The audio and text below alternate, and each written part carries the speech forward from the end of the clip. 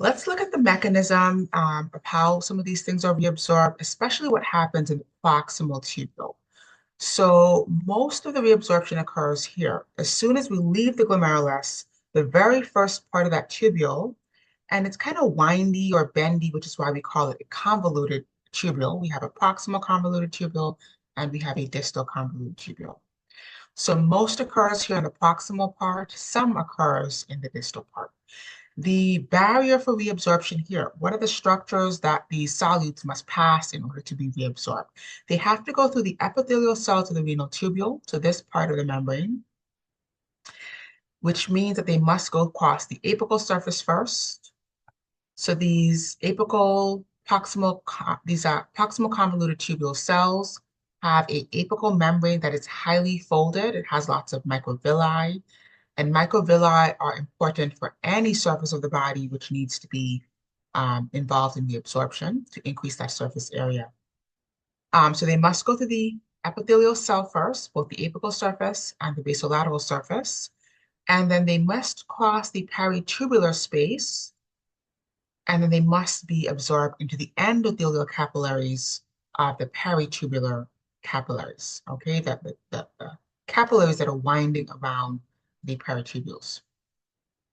So the substances must go through these three barriers in order to be absorbed.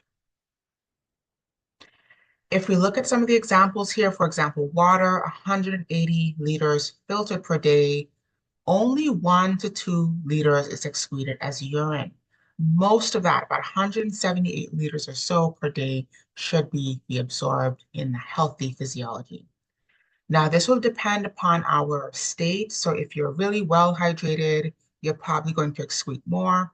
If you're underhydrated, you're probably going to secrete less. But in terms of the obligatory water loss, 400 milliliters must be excreted per day. So it doesn't matter how little fluid you have, absorbed in, how much water you have, drank in terms of your diet, a minimum of 400 milliliters must be excreted. Even if you've had zero water per day, your kidneys must excrete 400 milliliters as an obligatory water loss. That's a minimum. But it can obviously go much higher, even higher than 2 liters per day if you are well hydrated and you have absorbed a lot of water. So about 85% of the absorption occurs in the proximal tubule, and then some of this water is also absorbed in the descending limb of the loop of Henle. I'll talk about how the ascending and descending limb work together to absorb both water and solids. The descending limb absorbs water, the ascending limb absorbs salts. And so the gradient that is created is really what helps with the unregulated reabsorption of both of those things in the loop. But we'll get to that later on.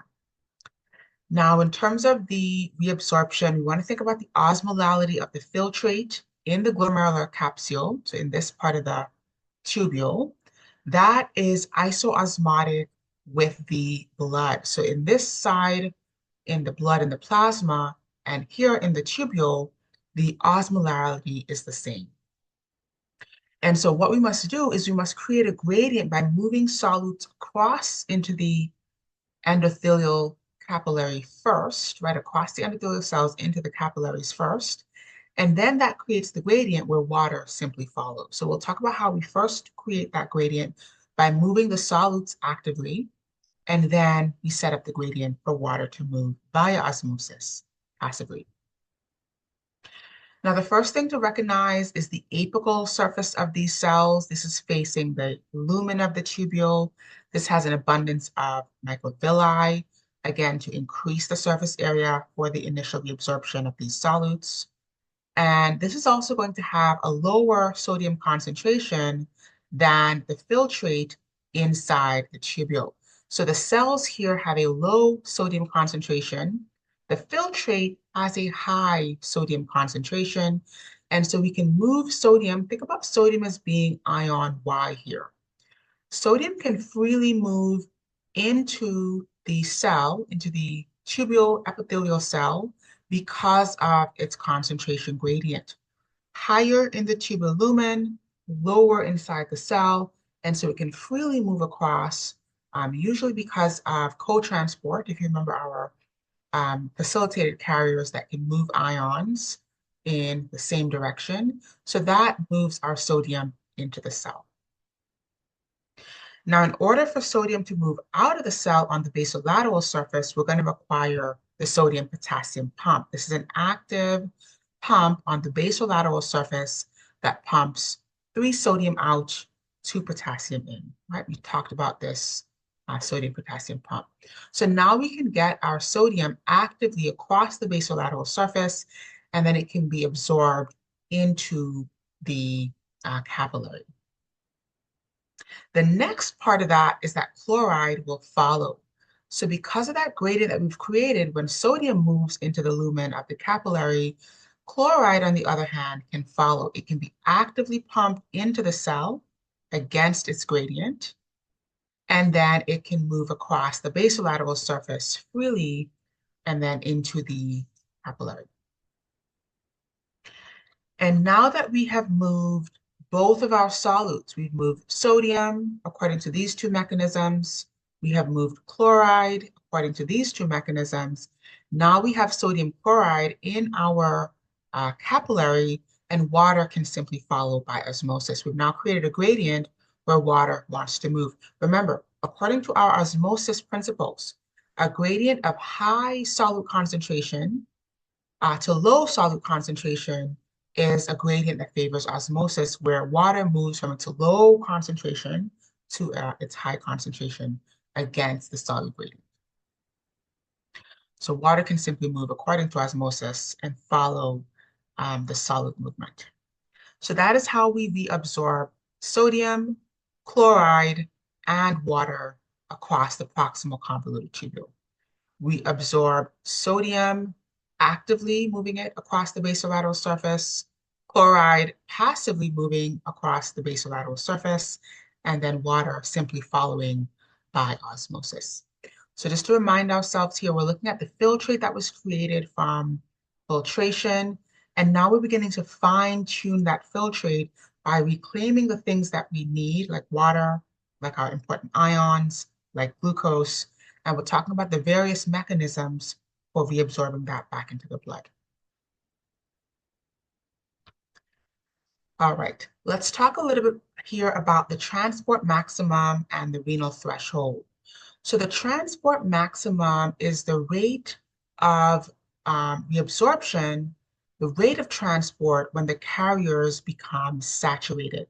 An example I mentioned earlier was glucose. When glucose is being moved across the proximal convoluted tubule, it's doing so based upon its facilitated carriers, right? Its transporters that are on the surface of those epithelial cells.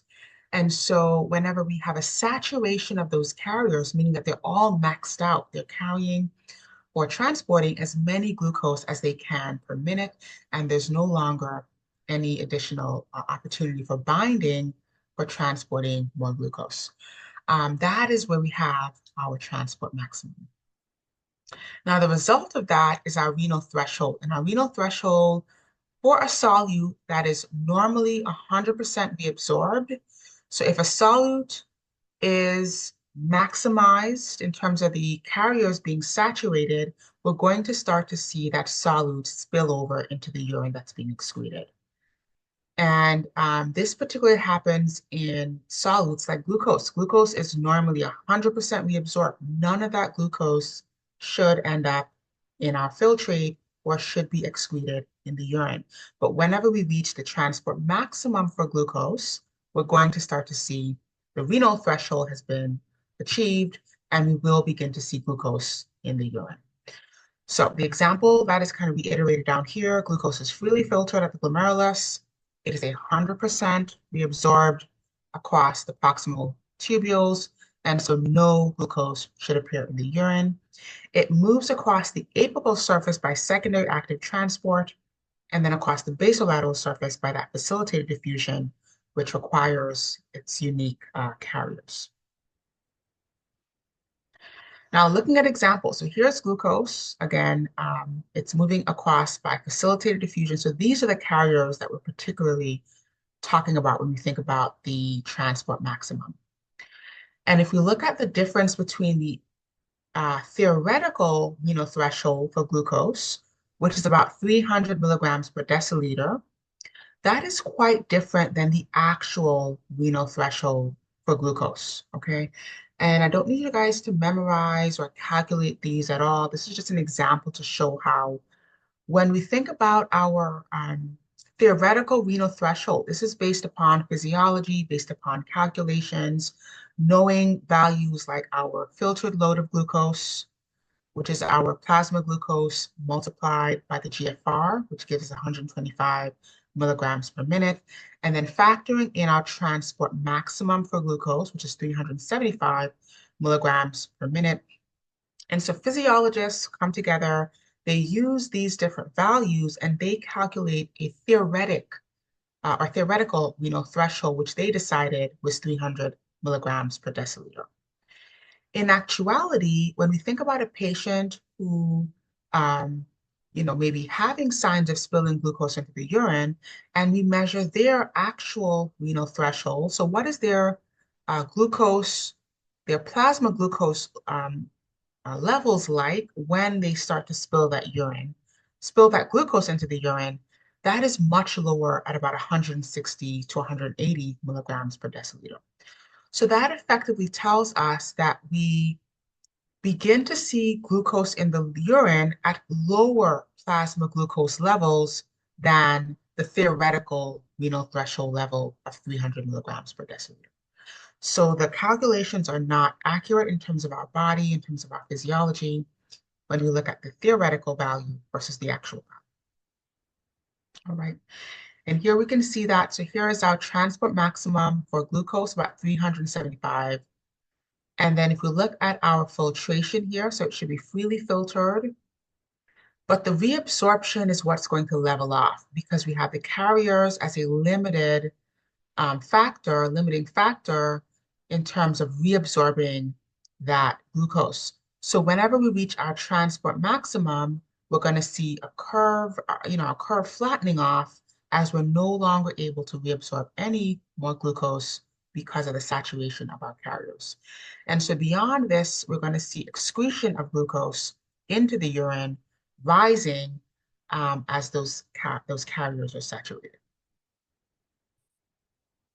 Okay, let's begin here to look at secretion on the other end. So we've talked about filtration, we've talked about reabsorption, reclaiming things that we need. Let's talk about secretion, which is the movement of solutes in the opposite direction.